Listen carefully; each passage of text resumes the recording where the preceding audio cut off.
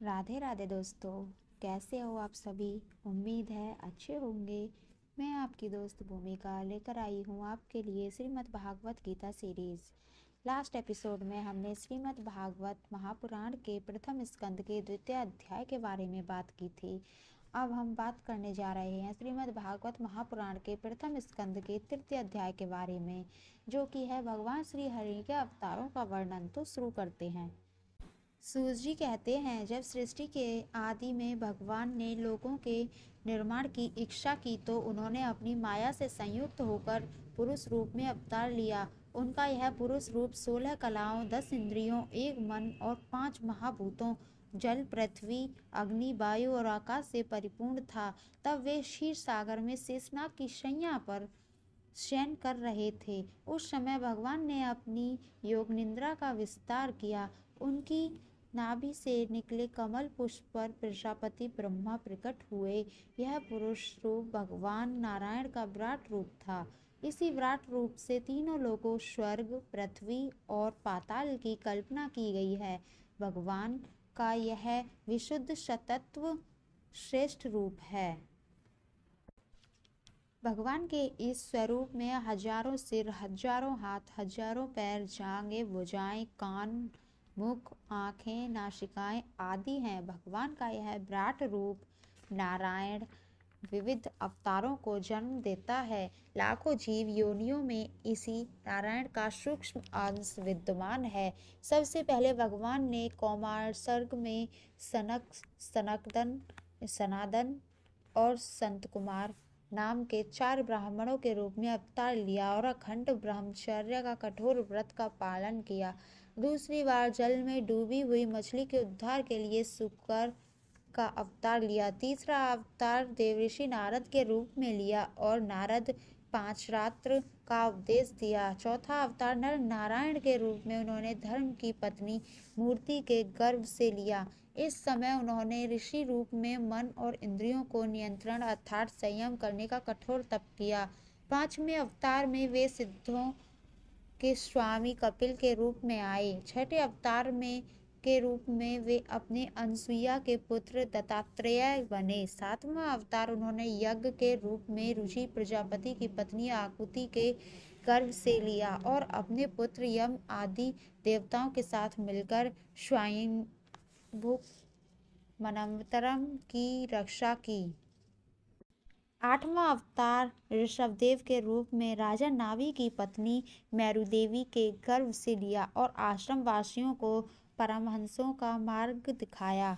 नवा अवतार उन्होंने ऋषियों की प्रार्थना पर राजा पृथु के रूप में लिया। इस अवतार के रूप में भगवान ने पृथ्वी पर फैली समस्त औषधियों का दोहन किया। यह अवतार लोक कल्याण के लिए लिया गया था। 10वां अवतार मत्स्य के रूप में तब लिया गया जब चाक्षुष मनवंतर में त्रिलोकी समुद्र में डूब गई थी।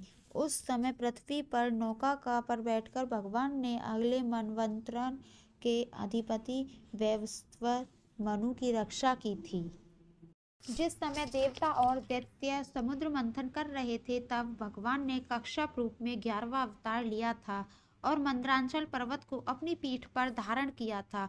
12वां अवतार धन्वंतरि के रूप में लिया जब वे समुद्र से अमृत कलश लेकर निकल रहे थे। 13वां अवतार मोहन रूप में लिया और दैत्यों को अपनी मोहिनी छवि से मोहित करके वह अमृत देवताओं को पिलाया था। 14वां अवतार नरसिंह का था और अपने भक्त प्रहलाद की रक्षा के लिए दैत्य हिरण्यकश्यपु को मारा था। 15वां अवतार वामन का लिया था और दैत्यराज बलि के यज्ञ में जाकर 3 पग में पूरे ब्रह्मांड को नाप लिया था। 16वां अवतार परशुराम के रूप में लिया और ब्राह्मण द्रोही क्षत्रियों का 21 बार विनाश किया। 17वां अवतार सत्यवती के गर्भ से कृष्ण द्वैपायन व्यास के रूप में लिया और वेदों की कई शाखाएं बनाकर अनेक पुराणों, महाभारत आदि धर्म ग्रंथों की रचना की। 18वां अवतार उन्होंने दशरथ नंदन अयोध्यापति श्री रामचंद्र जी के रूप में लिया और राक्षस राज रावण का वध। 19वां अवतार श्री बलराम के रूप में और 20वां अवतार श्री कृष्ण के रूप में लिया तथा कंस, जरासंध और दुर्योधन जैसे पापियों का वध करके पृथ्वी का भार हल्का किया। कलयुग आने पर बुद्ध के रूप में 21वां अवतार लिया और 22वें अवतार के रूप में भगवान कलयुग के अंत में विष्णुयश नामक ब्राह्मण के घर कल्कि रूप में अवतरित होंगे। हे ऋषियों, श्री हरि के असंख्य अवतार महापुरुषों के रूप में यदा कदा इस पृथ्वी पर अवतरित होते रहेंगे। जब जब भी इस पृथ्वी पर अधर्म और पापाचार बढ़ता है, तभी भगवान उस पाप को नष्ट करने के लिए किसी न किसी रूप में इस धरती पर अवतार लेते हैं और अपने भक्तों की रक्षा करते हैं। भगवान श्री हरि की यह कथा अत्यंत गोपनीय और रहस्यमय है। जो भी मनुष्य एकाग्रचित होकर नियम पूर्वक सुबह शाम प्रेम से श्रीमद् भागवत कथा को पढ़ता या सुनता है, वह सभी प्रकार के दुखों से छूट जाता है। प्रकृति स्वरूप माया से आच्छादित भगवान का यह साकार स्वरूप अत्यंत मनोहारी और अत्यंत गुणों से युक्त है। उसे स्वयं भगवान के द्वारा कल्पित किया गया है। इसके रहस्य को वे ही प्रेमी जन जान पाते हैं जो शुद्ध हृदय से भगवान के मनभावन मोर मुकुट पीताम्बर धारी श्री कृष्ण की रूप माधुरी पर तन मन से वारी वारी जाते हैं, वार वार उन पर न्यौछावर होते हैं। इस स्थूल रूप से परे भगवान का जो सूक्ष्म व्यक्त स्वरूप विद्यमान है, उसे पाना अत्यंत कठिन है। यह निराकार रूप स्वरूप स्वयं सूक्ष्म रूप में प्रत्येक जीव में विद्यमान रहता है। यही आत्मा है।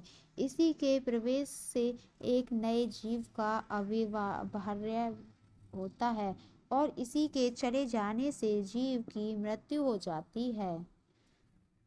यह आवागमन का चक्र निरंतर चलता रहता है। यह सूक्ष्म और स्थूल शरीर अविद्या के कारण आत्मा में आरोपित करता है। जिस समय ज्ञान के आविर्भाव से यह आरोप दूर हो जाता है, उसी समय ब्रह्मा के इस निराकार रूप से साक्षात्कार हो जाता है। हे ऋषियों, भगवान की लीला बड़ी रहस्यमय है। वे अपनी लीला से ही इस जगत का सृजन पालन और संहार करते हैं, परंतु वे स्वयं इसमें आसक्त नहीं होते। प्राणियों के अंतःकरण में छिपे रहकर समस्त ज्ञानेंद्रियों और मन के माध्यम से ये जीव के सभी भावों और विषयों को ग्रहण करते हैं, फिर भी उनमें लिप्त नहीं होते।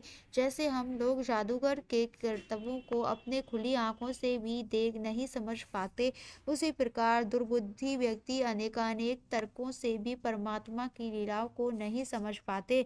भगवान की शक्ति परिमित और पराक्रम अनंत है। उनकी था पाना संभव है। वे जगत और जीव में रहते हुए भी उससे परे हैं। उन्हें वही जान पाता है जो निष्पक्ष भाव से नित्य उनके चरणों का चिंतन करता है और अपने आप को उनमें समर्पित कर देता है। ऋषियों, भगवान वेदव्यास जी ने भगवान के पावन चरित्र के से परिपूर्ण यह श्रीमद् भागवत नामक पुराण रचा है। उन्होंने इस कल्याणकारी पुराण को लोकहित के लिए अपने पुत्र श्री सुखदेव जी को कंठस्थ कराया था। उसमें समस्त वेदों का सारतत्व विद्यमान है। श्री सुखदेव जी ने इसे राजा परीक्षित को गंगा किनारे बैठकर सुनाया था। उस समय में भी वहां उपस्थित था और मुझे श्री कृष्ण भगवान का वह महान मनोहारी चरित्र सुनने का सौभाग्य प्राप्त हुआ था। कलयुग में जो लोग अज्ञान रूपी अंधकार में गिरकर अंधे हो जाते हैं, उनमें के लिए यह पुराण सूर्य की रश्मियों के सदृश्य प्रकट हुआ है। जैसा अध्ययन है कि जैसी मेरी बुद्धि है, उसी के स्वरूप से मैं श्री कृष्ण के इस महान चरित्र को अपना आप सभी विद्वानों को सुनाने का प्रयत्न करूंगा। तो दोस्तों, ये था आज का एपिसोड। मिलते हैं नेक्स्ट एपिसोड में। तब तक के लिए जय श्री कृष्णा।